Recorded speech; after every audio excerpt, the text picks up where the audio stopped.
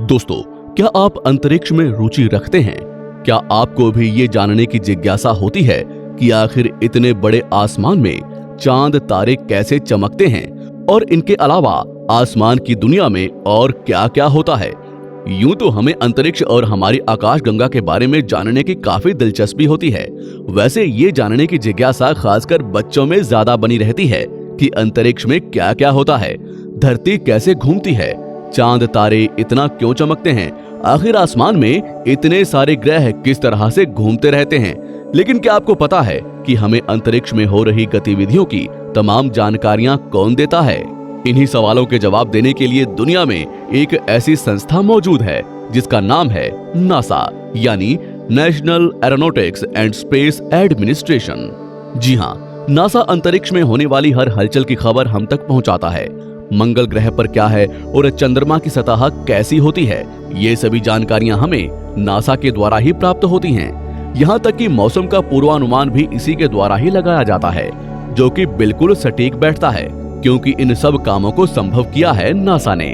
अगर आप भी नासा से जुड़े रोचक तथ्यों के बारे में जानना चाहते हैं, तो आज का ये वीडियो आपके लिए काफी यूजफुल होने वाला है। तो इस वीडियो को बिना स्किप किए अंत तक जरूर देखें, क्योंकि इस वीडियो में हम आपके लिए लेकर आए हैं नासा से जुड़ी पूरी जानकारी। तो चलिए दोस्तों, इस वीडियो में आगे बढ़ते हैं और जानते हैं नासा से संबंधित कुछ रोचक तथ्य। दोस्तों, नासा यानी national aeronautics and space administration, जिसे हम हिंदी में राष्ट्रीय वैमानिकी और अंतरिक्ष प्रबंधन के नाम से भी जानते हैं, ये संयुक्त राज्य अमेरिका की एक ऐसी स्वतंत्र संस्था है जो अपने द्वारा छोड़े गए उपग्रहों यानी नेशनल एरोनॉटिक्स सैटेलाइट्स की मदद से हवा और अंतरिक्ष पर रिसर्च करती है। नासा का मुख्य कार्य अंतरिक्ष संबंधित कार्यक्रमों और वैमानिकी यानी एरोनॉटिक्स के ऊपर रिसर्च करना है। दोस्तों, नासा का गठन नेशनल एरोनॉटिक्स एंड स्पेस अधिनियम के अंतर्गत 19 जुलाई 1958 में इसके पूर्वाधिकारी संस्था national advisory committee of aeronautics NACA के स्थान पर किया गया था, जिसका मुख्यालय वॉशिंगटन DC अमेरिका में है। इससे पहले 1915 और 1958 तक नाका NACA यानी national advisory committee for aeronautics, जो कि अंतरिक्ष के मामलों में सलाह देती थी, इसे बाद में नासा में बदल दिया गया और इस तरह से नासा की स्थापना हुई। इस संस्था ने 1 अक्टूबर 1958 से कार्य करना शुरू किया।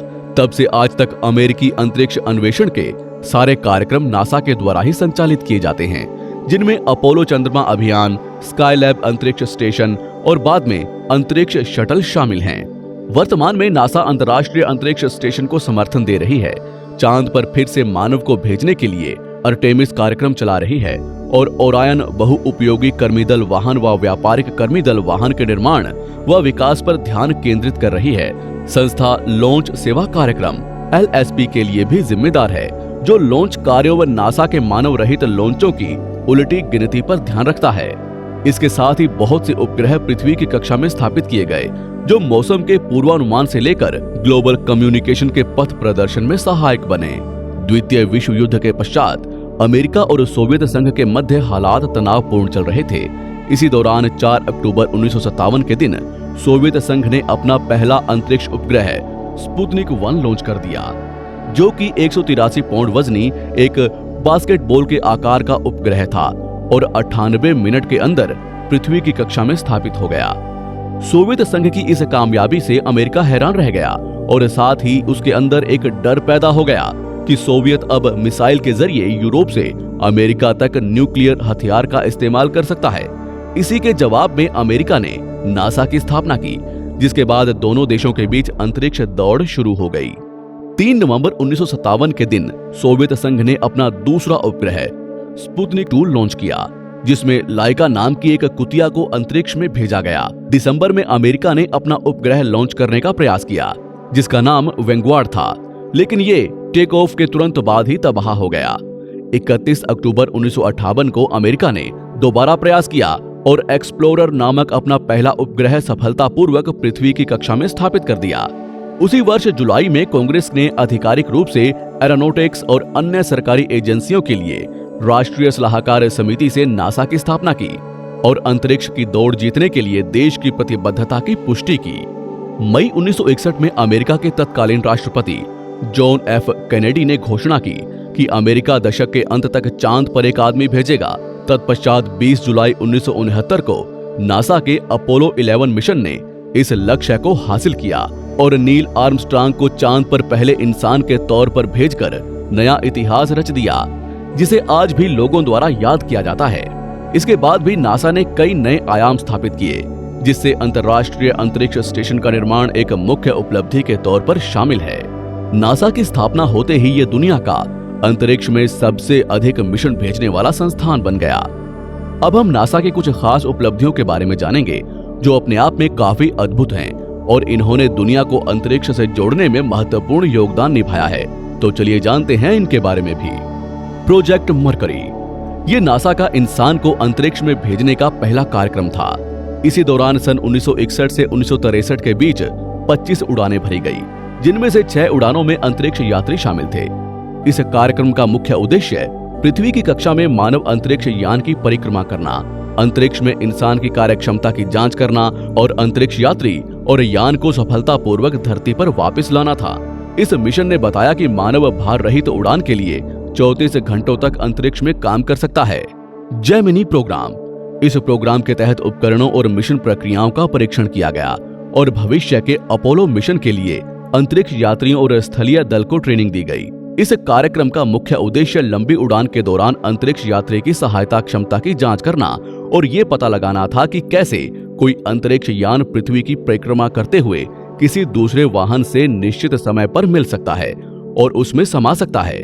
3 जुलाई 1965 को नासा के अंतरिक्ष यात्री E.D. वाइट पहले अमेरिकी बने जिन्होंने स्पेस वॉक किया था। अपोलो प्रोग्राम, कार्यक्रम अपोलो के तहत ही इंसान ने पहली बार चंद्रमा पर अपना कदम रखा था और सुरक्षित तरीके से वापस धरती पर लौट आया था। इसके साथ ही अपोलो प्रोग्राम ने अंतरिक्ष में दूसरे राष्ट्र हितों को पूरा करने के लिए तकनीक भी विकसित की, जिसके तहत चंद्रमा का वैज्ञानिक अन्वेषण एक्सप्लोरेशन किया गया और चंद्रमा के वातावरण में काम करने के लिए इंसान की क्षमताओं का विकास किया गया। स्काईलैब, यह अमेरिका का पहला स्पेस स्टेशन था जिसे नासा द्वारा लॉन्च किया गया था। इसमें 4 सोलर एरेज और अपोलो टेलीस्कोप माउंट के साथ जोड़ा गया था, जिसमें सूर्य का ऑब्जर्वेशन इस कार्यक्रम की उपलब्धियों में से एक था। पायनियर, सन 1972 और 1973 में क्रमशः पायनियर 10 और पायनियर 11 को लॉन्च किया गया। ये पहले ऐसे अंतरिक्ष यान थे जो सौर मंडल के सबसे बड़े फोटोजेनिक गैस से बने ग्रहों बृहस्पति और शनि पर पहुंचे थे और सौर मंडल के एस्टेरॉयड बेल्ट यानी बृहस्पति और मंगल ग्रह के बीच का ऐसा क्षेत्र जहां चट्टानें परिक्रमा करती हैं, वहां तक पहुंचने वाला पहला यान पायनियर 10 ही था। करीब 1.5 साल बाद बृहस्पति ग्रह पर पहुंचकर वहां मौजूद ग्रेट रेड स्पॉट की तस्वीरें भेजने वाला भी यही यान था। बृहस्पति पर 1 साल रहने के बाद ये यान शनि ग्रह पर पहुंच गया, जहां पहुंचने के बाद इसने शनि के चारों ओर छोटे चंद्रमाओं के जोड़े की खोज की, साथ ही एक बड़े छल्ले की जानकारी भी भेजी। फिलहाल इन दोनों यानों ने इसके बाद काम करना बंद कर दिया है। अपोलो सोयूज टेस्ट प्रोजेक्ट, 1970 के दशक में अमेरिका और सोवियत के बीच राजनीतिक तनाव शीर्ष पर था, जिसके चलते दोनों देशों के बीच अंतरिक्ष की दौड़ शुरू हो गई थी और इसी कंपटीशन ने अपोलो सोयूज टेस्ट प्रोजेक्ट के साथ दोनों देशों के बीच सहयोग का रास्ता बनाया था। जुलाई 1975 में अपोलो सोयूज टेस्ट प्रोजेक्ट के तहत अमेरिका और सोवियत के अंतरिक्ष यान एक साथ लॉन्च किए गए, जिससे दोनों देशों के बीच अंतर्राष्ट्रीय भागीदारी तय हुई। विकिंग, सन 1976 में लाल ग्रह यानी मंगल ग्रह की सतह पर सफलतापूर्वक उतरने वाला पहला अंतरिक्ष यान था विकिंग 1 प्रोब। जी हाँ, ये पहला ऐसा कृत्रिम यान था जिसने मंगल ग्रह की सतह को पहली बार छुआ था। इससे पहले सोवियत 2 और 3 द्वारा इसकी सतह पर उतरने का प्रयास किया गया था, लेकिन दुर्भाग्य से लैंडिंग नहीं हो सकी और असफल हो गए। लेकिन विकिंग 1 ने मंगल ग्रह पर 6 साल और 116 दिन बिताकर किसी ग्रह पर सबसे अधिक समय बिताने का रिकॉर्ड भी अपने नाम कर लिया। वॉयेजर, नासा द्वारा लॉन्च किए गए वॉयेजर 1 और वॉयेजर 2 ने हमें शनि और बृहस्पति ग्रहों के बारे में कई सारी महत्वपूर्ण जानकारियां दी। इन्होंने बृहस्पति के चारों ओर फैले छल्लों के बारे में बताया और कई प्रकार की नई नई खोजें भी की। इसके साथ ही इसने चंद्रमा पर मौजूद ज्वालामुखी की जानकारी भी भेजी और फिर यूरेनस के नजदीक पहुंचकर उसके 10 चंद्रमाओं की जानकारी देने वाला वॉयेजर ही था। इसके अलावा नेपच्यून की खोज भी वॉयेजर द्वारा ही की गई थी। ये दोनों यान 2025 तक लगातार सिग्नल भेजने में सक्षम साबित हुए हैं। हबल, नासा का ये यान काफी प्रसिद्ध है। ये ग्रहों, उपग्रहों, सितारों और आकाशगंगाओं से जुड़ी अनेकों जानकारियां नासा को भेजता है। साल 1990 के लॉन्च के बाद हब्बल ने ब्रह्मांड से जुड़ी हमारी समझ को बदल कर रख दिया है। स्पाइट्जर, इस स्पेसक्राफ्ट ने इंफ्रारेड का इस्तेमाल करते हुए आसमान के कई रहस्यों से पर्दा उठाया है। इस यान ने सितारों, आकाशगंगाओं और निहारिकाओं की तस्वीरें बेहतर क्वालिटी के साथ पृथ्वी को मुहैया करवाई हैं। स्पाइट्जर वर्ष 2005 में एक्स्ट्रा सोलर ग्रहों के प्रकाश का पता लगाने वाला पहला टेलीस्कोप बना था। तो दोस्तों, हम आशा करते हैं कि आज का ये वीडियो आपको बहुत अच्छा लगा होगा। वैसे आपको इस वीडियो में सबसे ज्यादा इंटरेस्टिंग फैक्ट कौन सा लगा, नीचे कमेंट सेक्शन में जरूर बताएं। और अगर इस वीडियो से आपको रोचक जानकारियां हासिल हुई हों तो प्लीज इस वीडियो को एक लाइक जरूर दें और अपने फ्रेंड्स और रिलेटिव्स के साथ शेयर जरूर करें। और हाँ, अगर आप इस चैनल पर नए हैं तो प्लीज इस चैनल को सब्सक्राइब करके बेल आइकन को प्रेस करें ताकि हमारी आने वाली वीडियोस की नोटिफिकेशन आप तक पहुंचती रहे। तो फिर मिलते हैं किसी और वीडियो में एक नए टॉपिक के साथ। तब तक के लिए नमस्कार।